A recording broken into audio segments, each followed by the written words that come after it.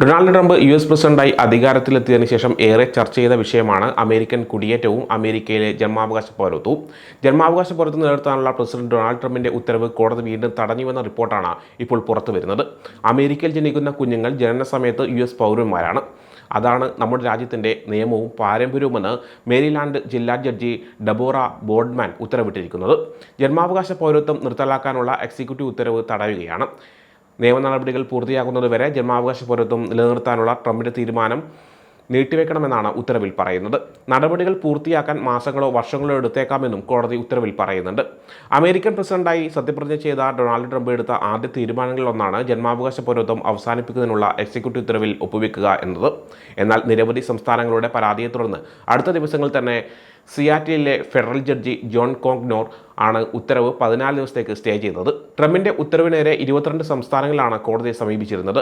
പുതിയ ഉത്തരവനുസരിച്ച് മാതാപിതാക്കളിൽ ഒരാൾക്കെങ്കിലും പൗരത്വമോ ഗ്രീൻ കാർഡോ ഇല്ലെങ്കിൽ അവർക്ക് ജനിക്കുന്ന കുഞ്ഞിന് അമേരിക്കയിൽ പൗരത്വം ലഭിക്കില്ല. എന്നാൽ യുഎസിൽ ജനിക്കുന്ന എല്ലാ കുട്ടികൾക്കും പൗരത്വം ഉറപ്പു നൽകുന്ന ഭരണഘടനയുടെ 114 ഭേദഗതിയുടെ ലംഘനമാണ് ട്രംപിന്റെ ഉത്തരവെന്ന് വാദിച്ചാണ് ഡെമോക്രാറ്റിക് നേതൃത്വത്തിലുള്ള സംസ്ഥാനങ്ങൾ കോടതിയെ സമീപിച്ചത്. ഏകദേശം 54 ലക്ഷം ഇന്ത്യക്കാർ യുഎസിൽ താമസിക്കുന്നുണ്ടെന്നാണ് കണക്കുകൾ. മൊത്തം ജനസംഖ്യയുടെ 1.47% വരും ഇത്. ഇവരിൽ 2 പേരും കുടിയേറ്റക്കാരാണ്. 34% പേർ ആ രാജ്യത്ത് ജനിച്ചവരാണ്.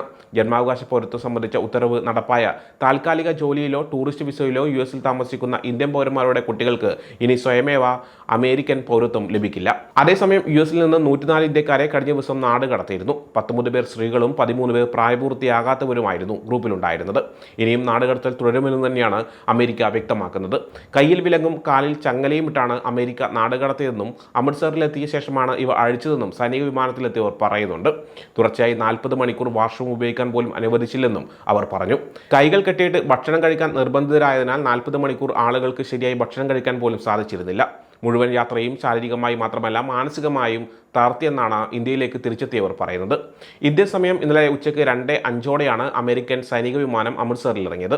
C-17 യുഎസ് സൈനിക ട്രാൻസ്പോർട്ട് വിമാനത്തിലാണ് നാട് കടത്തിയത്. യുഎസ് സൈനിക വിമാനങ്ങൾ വഴി കുടിയേറ്റക്കാരെ നാട് കടത്തുന്ന ഏറ്റവും ദൂരെയുള്ള രാജ്യം ഇന്ത്യയാണ്.